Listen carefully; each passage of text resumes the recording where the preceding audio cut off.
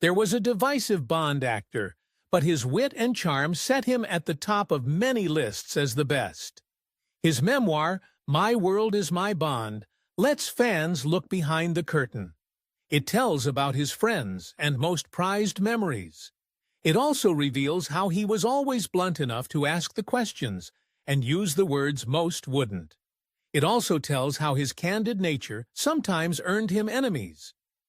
Watching to learn how Roger Moore revealed the co-stars he hated most. His friends and memories. Roger was as quick-tongued and charismatic as the characters he played. It earned him a few enemies and plenty of lovers, but also friends. Those included Peter Sellers, Frank Sinatra, and Lana Turner. Peter Sellers. Roger called Peter a solitary character who was always behind a mask. He was also a man who thought his audience watching him on screen was one of the dullest experiences you could ever wish for. That's why it was a bit surprising when he got involved in a crazy drug bust. In 1970, Peter and his third wife Miranda were on their honeymoon on the Cap Ferrat in the south of France.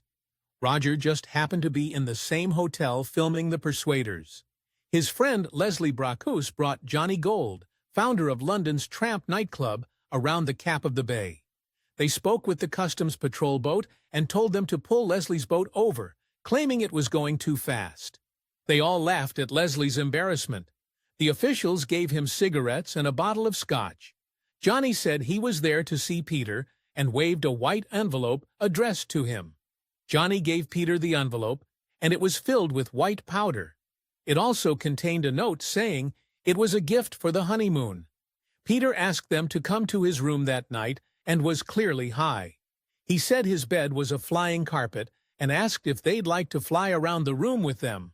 Frank Sinatra. Roger admits Frank Sinatra never did anything to dispel any rumors that he was connected to the mafia. His first memory of him was of a fight he had with John Wayne at an event at the Moulin Rouge in Hollywood. Jack Warner was the head of Warner Brothers at the time. He bid $1,000 to have Gordon MacRae sing, and John bid $2,000 for him not to sing. Unfortunately for John, Gordon was a personal friend of Frank's. He felt insulted and decided to make it known. Roger didn't see Frank again until 10 years later at a restaurant in London. He asked him about his connections to the mob, and Old Blue Eyes didn't deny it. He said most of the venues he played were controlled by the underworld. Lana Turner Roger also claims Lana Turner taught him how to kiss on the set of the film Diane. She had a technique known as passion without pressure. He didn't think he needed it at first because he'd been married several times with no complaints, but it improved the film. He also says he'll always remember her for the day she swore at producer Edward Knopf and stormed off stage after a small difference of opinion. Roger asked about it later, and she said she was just getting Hollywood back for all they'd done to her. Feuds he remembers. Bette Davis and Joan Crawford were one of the most famous feuds in all of Hollywood. Roger got a taste of it in the 1960s.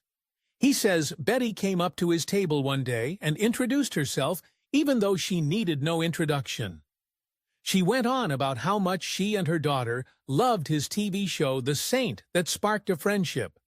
He invited her to the dog races one day. They were having fun, but he also began to see the diva that lived within her. He learned the reason behind the feud. Joan's second husband, French Ottone, was Betty's one true love. She was even resentful of her nursing him when he was dying of cancer, and the feud lasted beyond death. Roger also got to know Rex Harrison, a man who had a reputation for being temperamental and cruel. Roger says the one very decent thing he did was care for Kay Kendall, his third wife and a close friend of the actor. Rex even had trouble getting along with America's sweetheart Julie Andrews. Roger says he allegedly had to sit on the side of the stage when singing their love song, I've Grown to Custom to Her Face. The only way he could do it was if he imagined he was singing it to Kay. Rex also didn't get along with Audrey Hepburn, who played Eliza Doolittle in the 1964 film version. Despite the struggles, he dedicated the Oscar it earned him to both Julie and Audrey. Grace Jones. Grace Jones, the villain's henchwoman in A View to Kill. She had a habit of playing music from her trailer that was so loud it made the walls shake. He asked her to turn it down multiple times, but she refused. Roger was already stressed during filming, and not being able to get his beauty rest was eventually too much for him to take.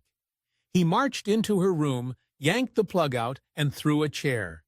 He claims the dent is still there. They were set to film a love scene soon after.